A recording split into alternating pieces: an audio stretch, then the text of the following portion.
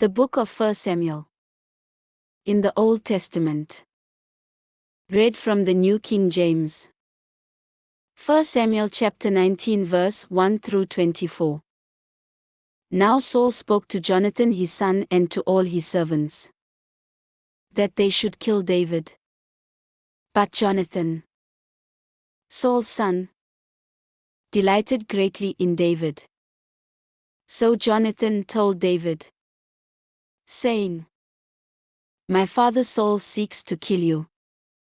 Therefore please be on your guard until morning, and stay in a secret place and hide. And I will go out and stand beside my father in the field where you are. And I will speak with my father about you. Then what I observe, I will tell you. Thus Jonathan spoke well of David to Saul his father, and said to him, Let not the king sin against his servant, against David, because he has not sinned against you, and because his works have been very good toward you. For he took his life in his hands and killed the Philistine. And the Lord brought about a great deliverance for all Israel. You saw it and rejoiced.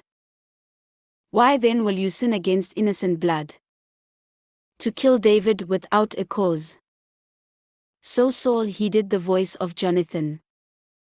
And Saul swore, As the Lord lives, he shall not be killed. Then Jonathan called David. And Jonathan told him all these things.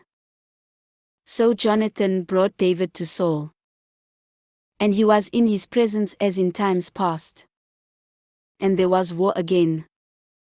And David went out and fought with the Philistines, and struck them with a mighty blow. And they fled from him. Now the distressing spirit from the Lord came upon Saul as he sat in his house with his spear in his hand. And David was playing music with his hand. Then Saul sought to pin David to the wall with the spear. But he slipped away from Saul's presence, and he drove the spear into the wall. So David fled and escaped that night. Saul also sent messengers to David's house to watch him and to kill him in the morning. And Michal, David's wife, told him, saying, If you do not save your life tonight, tomorrow you will be killed.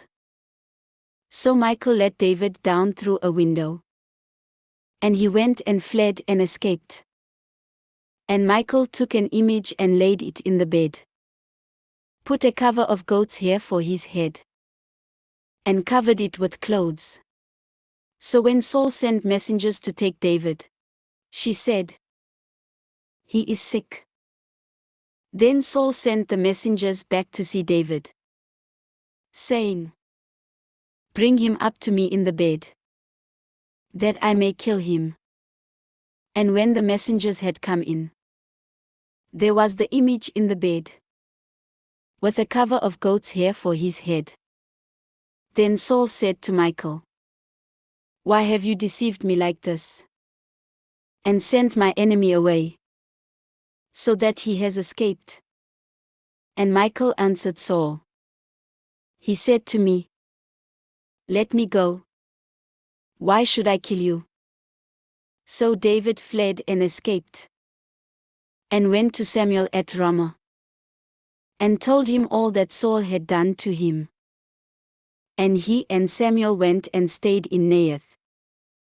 Now it was told Saul, saying, Take note, David is at Naioth in Ramah.